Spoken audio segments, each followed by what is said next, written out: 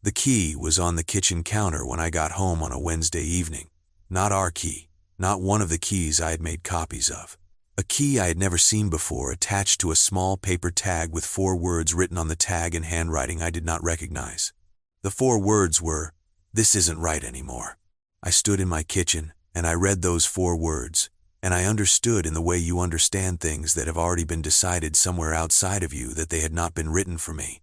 They had been written to my wife by someone who had been given a key to a place where my wife sometimes was, and who had decided for whatever reason in whatever moment that they no longer wanted to be part of whatever they had been part of. The key was the end of something. It had ended without my knowledge, which means it had existed without my knowledge. Welcome. My name is Kevin. I am 47 years old. I work as a risk analyst for a regional insurance company, which means I spend my professional life quantifying the probability and cost of things going wrong. I was married for 15 years to a woman named Claire. We have a daughter who is 14 and a son who is 10.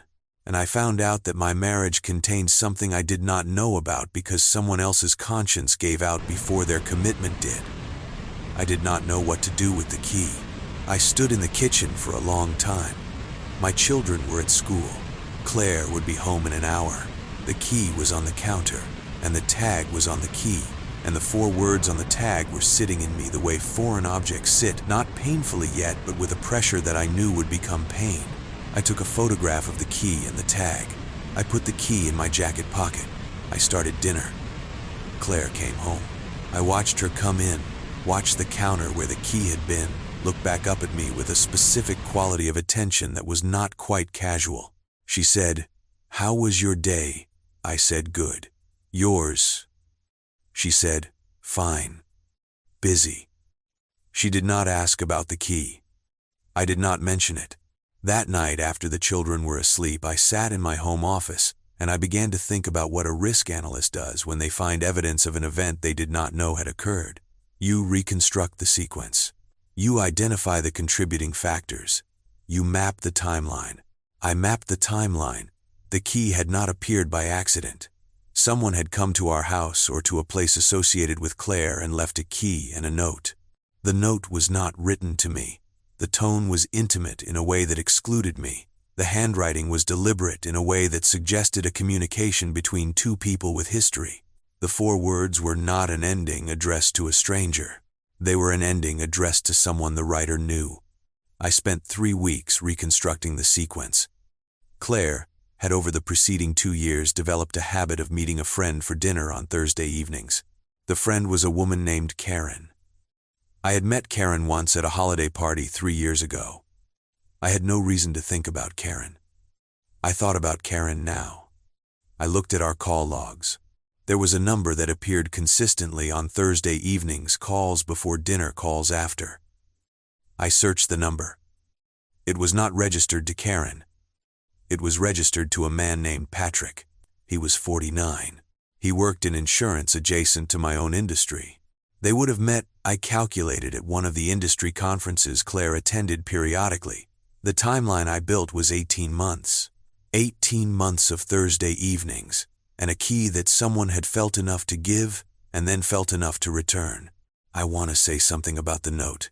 The 4 words, "This isn't right anymore." I have thought about them more than anything else in this story. Because they contained in miniature the entire moral situation. Someone had reached a point where they could no longer continue something that had not been right from the beginning. The decision to stop had come. The key had been returned. But the key had been at my house. And I had not known the key existed. I called my attorney on a Monday. Her name was Victoria Lang. She had practiced family law for 19 years, and when I described finding the key in the note, she said, "Kevin, in 19 years of this work, I have heard many things. That is one of the more unusual." I said, "It's unusual to me too," she said. "What's your timeline?" I said. 18 months based on what I've reconstructed," she said. "And you've done this reconstruction without saying anything to your wife?" I said, "Yes." She said, "You work in risk analysis?" I said, "Yes." She said, "It shows. Let's build the legal picture." The legal picture took 3 weeks to complete. Victoria was thorough. We had a full financial picture, a documented timeline, a clear understanding of the assets and the structure of what needed to be dissolved. The confrontation happened on a Friday evening. My children were at my mother's house. I put the key on the kitchen table, and I put the photograph of the note on the table next to it. Claire looked at both of them. She said, "Where did you find it?" I said, "On the counter. 3 weeks ago. I've been talking to an attorney since then." She looked at me. Then she said, "You didn't say anything for 3 weeks." I said I needed to understand the full picture first. She said, "Kevin." I said, "Yes." She said, "I was going to tell you." I said, "Were you?" She said, "I was trying to find the right time." I said the right time was before someone left a key and a note on our counter. "We are past that," she cried. I let her. I had spent 3 weeks preparing for this conversation, and what I had prepared most carefully was not to absorb someone else's grief as the primary event when my own was also present. We tried counseling. 2 months. We were not the couple who rebuilt.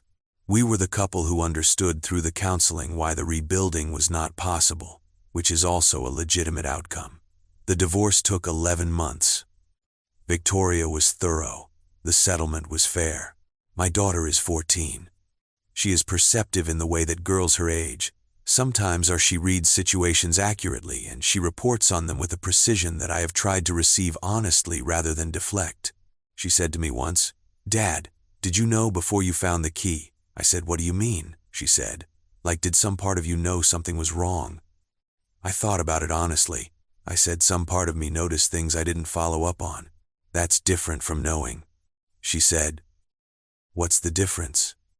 I said, "Knowing requires you to commit to the conclusion. Noticing is just collecting data." She said, "When did you commit?" I said, "When I found the key." She nodded slowly. Then she said, "I think I knew something was different a while ago." I said, "I'm sorry you were carrying that." She said, "It's okay. I think we're going to be okay. The key. 4 words on a tag. This isn't right anymore.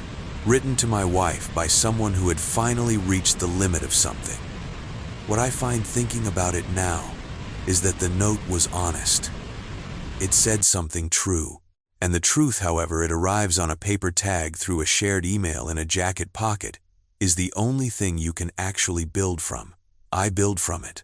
I want to tell you about something my daughter said to me about 4 months after the divorce was finalized.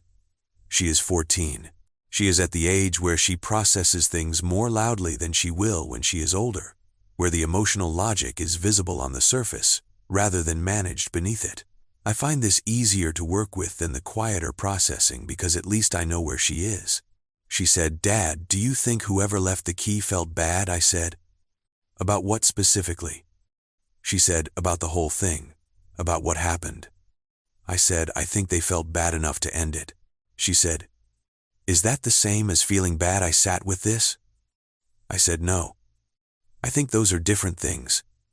Feeling bad and doing something about it are different steps." "They took the second step," she said, "but too late." I said, "In some ways. In other ways not." She said, "How not too late?" I said, "Because I found out. Because I was able to build a real picture of what my life was and make real decisions based on that picture. If they had never left the key, I might still be inside a marriage that had a shadow in it." She thought about this. Then she said, "So them ending it was kind of a gift." I said, "That is a generous way to think about it." She said, "Is it wrong?" I said, "No. I think it is actually accurate." She nodded. She has her mother's way of thinking through ethical problems from unexpected angles and arriving at something that is accurate precisely because it came from a direction you didn't expect. I am a risk analyst. I quantify exposure. The exposure in my marriage was real, and it was running, and the key that appeared on my counter was the event that converted the risk into a known quantity I could manage. Known quantities can be managed. Unknown ones cannot. Claire and I co-parent. Our daughter lives with me primarily. Our son alternates. Both of them know that their parents are adults who are trying, and that trying is not the same as succeeding, but that it is the minimum necessary condition for anything better. The key is gone. The counter is clear. The picture is complete. That is the best outcome available from the circumstances. Thank you for being here. Subscribe if you haven't. I'll see you in the next one.